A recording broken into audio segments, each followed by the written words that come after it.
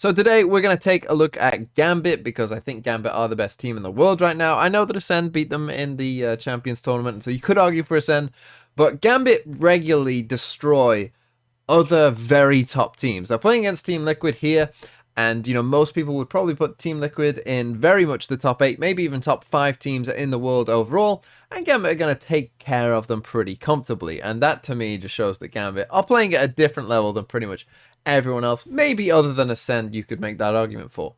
But in particular, they're able to do this, and they mentioned this on the commentary yesterday and in the kind of, discussion after the game. Hey, is this Chronicle guy maybe one of the best players in the world? Forget one of the best players and forget maybe. I know that we all heckin' love Tens and CNED and all of those great duelist players that play, but Chronicle is destroying people right now and has been for some time, even when he's playing agents like Viper and Sova, which is what he normally plays.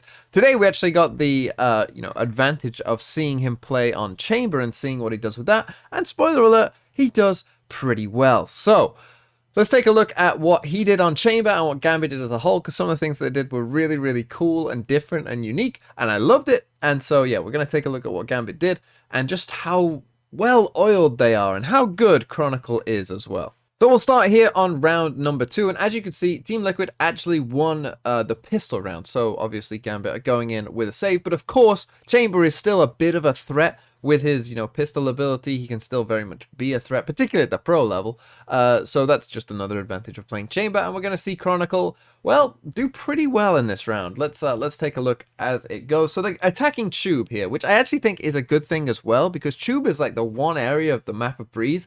It's kind of a condensed area where, you can potentially find a kill if you have a worse weapon. I generally think you want to be in condensed areas if you have that worse weapon, obviously unless it's like a Marshal or something, but in general I think that's a good rule of thumb. And as you can see, he's made his way up Tube. He waited to put down his teleport, by the way. He puts the first one in the safe area Tube. As you can see, well, actually my face is blocking it if I just move myself. As you can see, he has one here, and he has the second one here, so, kind of at the safe end of Tube. And the normal end, I'll move myself back, shall I? And yeah, so he's waiting to put his things down, which makes a lot of sense. I think that's how you should be playing. And Link, feels like he's pretty safe, that no one's that close, but Chronicle is that close. And now let's see what he does, because he picks up Link's Spectre here, as we can see. And now we're in a really weird spot already. Looking at the map, we have 3 players here. And then, some pressure towards A main as well. Not quite sure what the Jet is doing here, but probably going to go back towards A main as well. And yeah, Liquid are in a bit of a weird situation. Like, what does Soulcast do? What does he look at? He kind of has to worry about this, but then he knows that there's quite a few players behind him as well, and he could also get peeked from Cave also, and Navera's spot isn't really helping him either, because if Redguard did just swing this here, Navera might not be able to see him. Sure, this guy would probably die, but Soulcast would be in a lot of trouble from behind, so he's in a pretty awful spot, and you can see, I mean, look at his face, he's clearly panicking right now. And yeah, he's gonna get flanked basically, and he's just in such an awkward position. Now he does use the knife to kind of tell him like, oh, there are people there, I need help, and eventually you can see that Scream kind of, sends a bit of help, but not really that much. I don't think they realized how big of a threat this actually was, and as you can see, Chronicle just swings out on him from behind. They get that kill. Navera does get that kill there, and now Navera's job is to just live, but this is going to be brilliant, by the way. This is, again, is just amazingly done by Gambit, because as you can see on that kill there, if I just can rewind it just seconds, yeah, if we just go back and watch it, you're gonna see that he gets hit by a snake bite. You could just about see that there's a snake bite on the floor here, and he's getting hit by it, and that's so big, but because of that decay buff that he dies to the Spectre. The Spectre at this range, Chronicle's only on 65 health. Navera probably lives if he isn't getting, the extra damage from the snakebite as well. So it's just amazing, isn't it? How good they are at that. Chronicle then finds the 4th one as well. And then if we move this on forward a couple seconds as well, Chronicle is going to get himself the ace with a Spectre on a round where, they didn't buy at all. And yeah, he proves that he's pretty good. But, he needs to give Nats a big high five for that kill on Navera, which honestly probably won them the round. Because if Chronicle dies there, to Navarro. Let's say Navarro just wins that fight and he's able to live in that corner. They're then in a 3v3 where none of the others really have guns that can compete with the Liquid guns. And they're obviously coming over to help rotate as well. It probably is a very different round. So that snake bite into the kill, very, very important. So now let's go straight to the next round, because this one is going to show that Chronicle was feeling himself at this point straight away. So they basically started towards B. All of Liquid came towards B, obviously on their pistols, kind of just hoping that they would run into them. They didn't. They rotated. Kind of figured that might be the case. And Chronicle just decided, well, I'm just going to plant on their side of it. Why not? Right? Let's just plant on their side of it. That was kind of the first sign that he was feeling it. But then he's also going to show us with his gun that he's feeling it as well, because he's going to play pretty aggressive to start off with. You can see he starts putting his teleporters down, and he's within it now. And he's just going to, swing at them. And yeah, they're going to get these kills. They are going to win the round. I mean, even when he's suppressed and he can't teleport out, he's still just walking forward, right? He was just feeling it. He gets that kill there. And then, yeah, he's just going to chase down this last kill. And this was really a sign of like, yeah, I'm feeling myself today. I'm coming after you. You have slightly worse guns.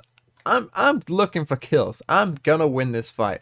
And this was probably a bad sign for Team Liquid, to be honest. But Gambit weren't flawless on this map. They're 3-2 down. As you can see, they'd lost a couple rounds in a row now. So let's see what they do on round 6. And I should just say that Gambit had lost a couple of these rounds just like by time, and even the rounds that they were winning, they were generally winning them, or all the rounds pretty much up to this point had been quite slow rounds. Gambit loved to play slow on attack, so I wanted to show you this round just to see the difference and how they went about this round. And I'll just show you from the start, because really this round is pretty insane. It starts like this with a full knife out sprint. They actually get caught.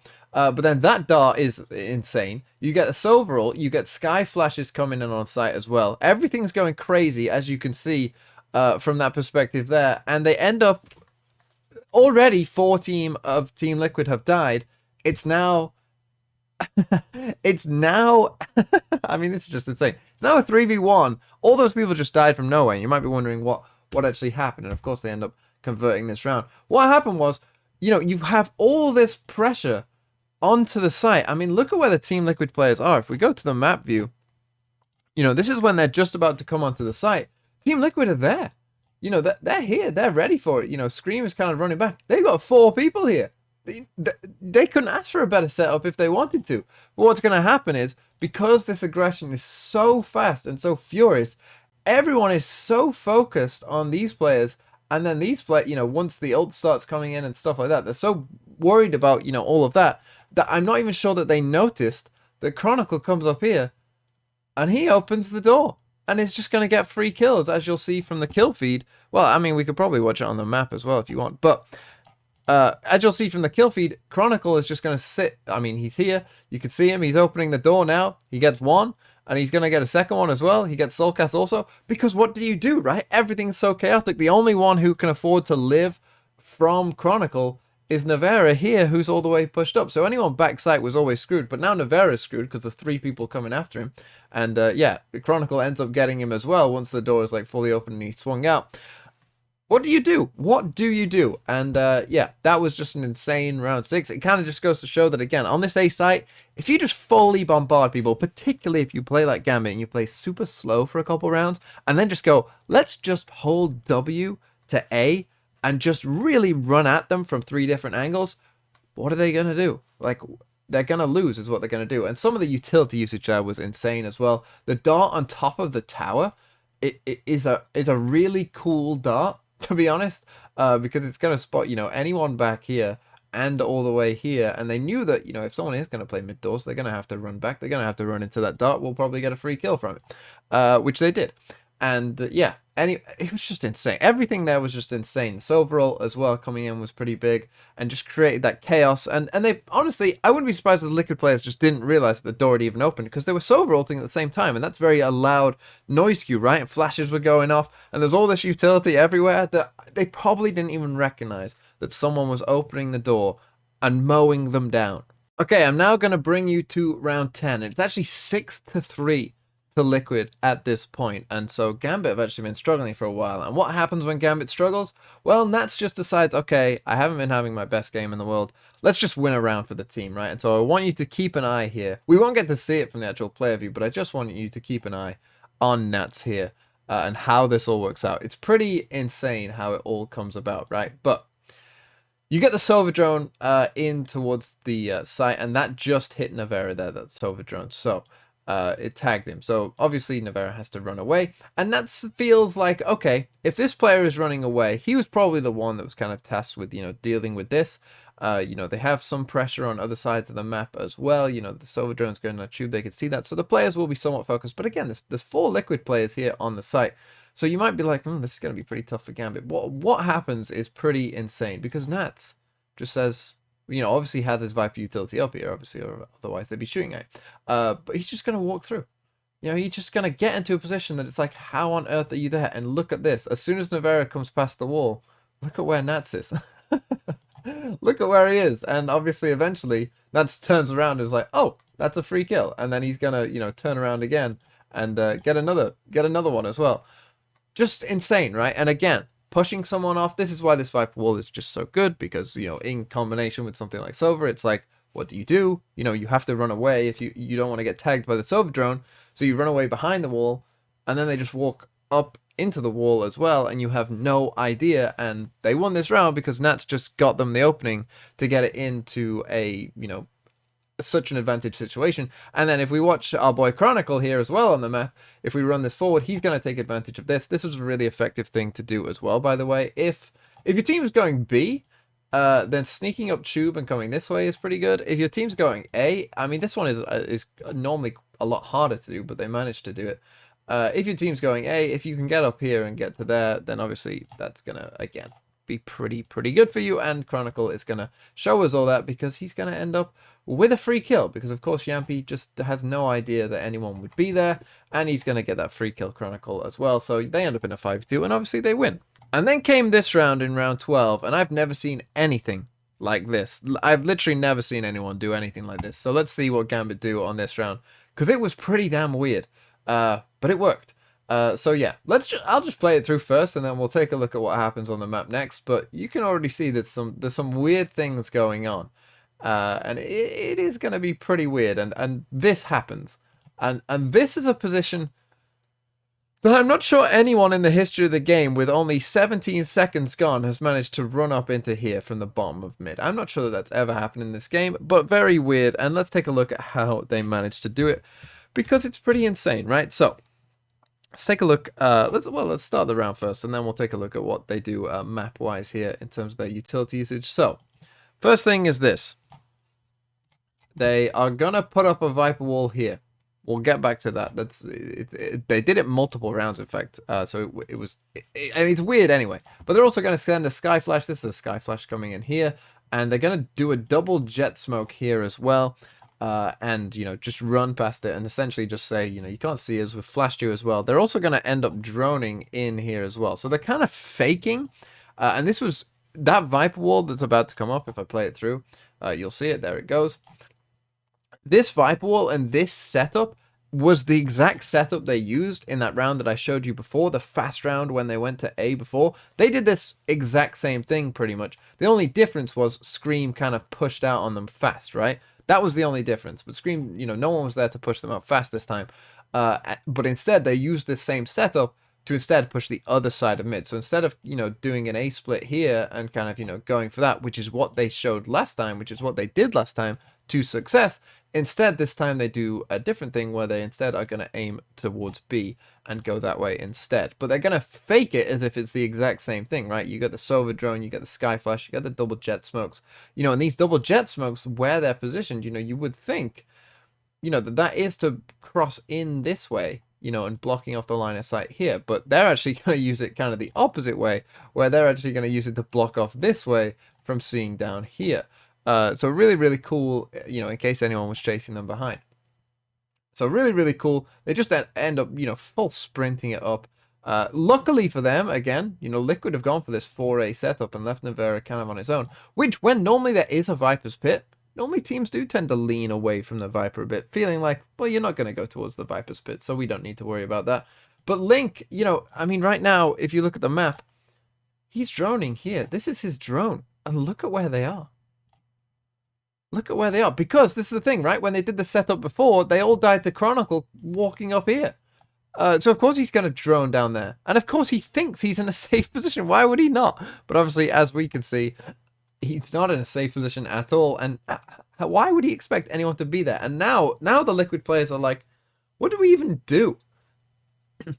Like, how do we reclaim this? You know, do we have to just leave Navera alone? And what actually ends up happening is Navera ends up dying as well to Chronicle here, as you can see, kind of. I get, but again, I don't know what he expected, you know, to be happening. You know, what should he do in this spot? I guess just try and live. Navera probably should have just come down here into this area of it. Say they're probably going to go to B. Let's just play retake. I'll tell you if I can hear them and if they're planting, and just try to live. That's probably what Navera should have done.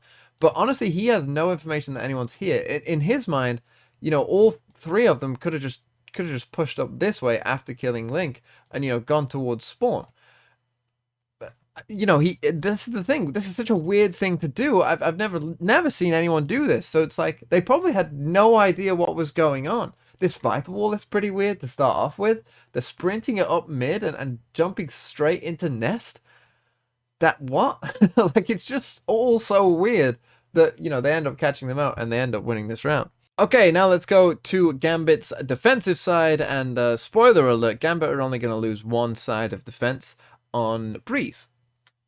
That's pretty good. So, yeah, let's see how they do it. And again, we're going to start off with a little Chamber clip here from Chronicle, and this is why I think Chamber is so good on this map, because Liquid are going to do the old oppressive Viper wall, the wall that has caused many a problem for many a team. But this is why I, you know, said, hey, you kind of have to play Chamber on this map. And the reason is for this, because you're going to see what Chronicle does right now. He's going to just walk past it.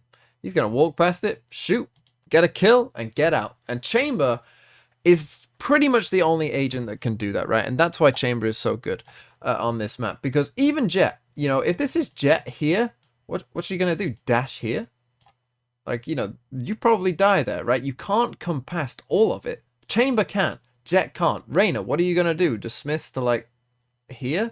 And again, you'll probably die. Like, this is the thing. With those two abilities there, you know, it's not enough to get out of that situation. You can't play that aggressively. Whereas Chamber, you can play that aggressively. And that's why Chamber is that good on this map. And again, Chronicle just showing us, you know, why it is so good. And this kind of general setup, I mentioned this on the best Chamber setups, that on this map, probably the best Chamber setup, and Chronicle used it a lot as well, was basically just put one behind the box, put it in, you know, different positions of A, wherever you want to, you know, go, wherever you think you'll be needed.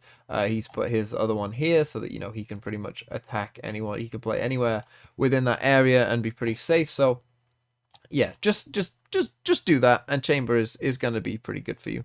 And then the last round I wanted to check out was round 18, which it just again shows kind of Gambit's whole understanding of, you know, their team and their team play, and, you know, just it's a well-oiled machine, basically.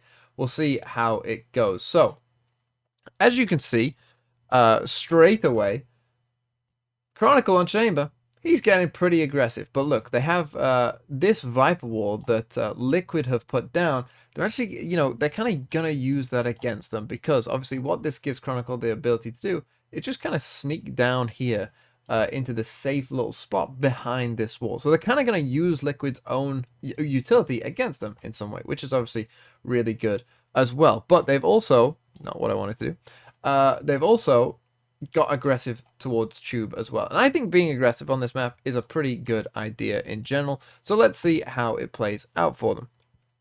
Come back to the normal view for you so you can see it. But here is Chronicle obviously using that Viper utility kind of against them. They know that no one is up Tube because Defo has pushed all the way up Tube. So at this moment in time, they're thinking, well, this Viper wall has probably given Gambit more use than Liquid at this point, because they've just pushed past this Viper wall at this point. And Defo, as you can see, exploring towards Tube. But something interesting is going to happen here. Now, Shados is also going to dog this, right? Because this use of this Viper wall, they're like, well, if they aren't up Tube and they've allowed, you know, Chronicle to get here, well, maybe they're all pushing short or something. You know, maybe there is quite a few of them pushing short, but Shados is going to tell them, well, no. So at this point, Defo is probably thinking like, and then actually, if you looked at the map there, Chronicle just peeked out past it, and again, saw nothing. So at this point, Defo is probably feeling like, okay, they're probably near me at this point.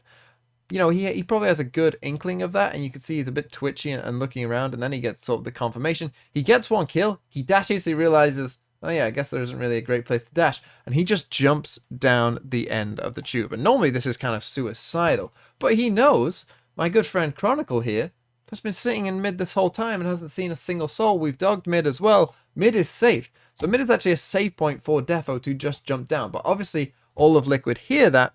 And well, you can see that the chamber here, Yampi is looking at him, and he's thinking about it, and he's like, what's going on? But then Gambit obviously spot an opportunity. They know that Defo's there, they know he's hit, so Yampi starts, you know, looking for that kill, and so Chronicle gets the free kill. Now Soulcast does really, really well to trade that out. Soulcast, that's like a sixth sense, because his teammates, you know, his teammates were just like, you know, idling by, continuing their round. Soulcast knew there's something up. You know, there could be problem. You're kind of pushing that on your own. I don't like it. So Soulcast did insanely well to go from his position here, realize that, hightail it back to here so that you could trade out any potential danger. Really well done by Soulcast in general. But again, it just showed the team play from Gambit. And if we watch even further, now they're going to try, now the mission is get Defo safe. We're in a 4v3, but one of our players is in a compromised position. We don't exactly know where they are. Thankfully, there's only 3 of them left, so they as you can see, they're going to ult and see where these things go to see if they, you know, need to help. But as you can see, one of these sky ults has kind of just been going back and forth. It was a bit confused. I don't know why that was, to be honest, but it was a bit confused, and I think that confuses the Gambit players as well with what is this one doing? Does it not exactly know where he is? And so what they end up having to do is, as you can see, flash out here. They flash down the bottom of mid. It doesn't spot anyone, so they feel pretty comfortable. Nats also comes down to the bottom of mid, and it just becomes Operation Save Defo, who is able to eventually get back here, and then they're also gonna, as you can see, start healing him up as well. It's just amazing, isn't it?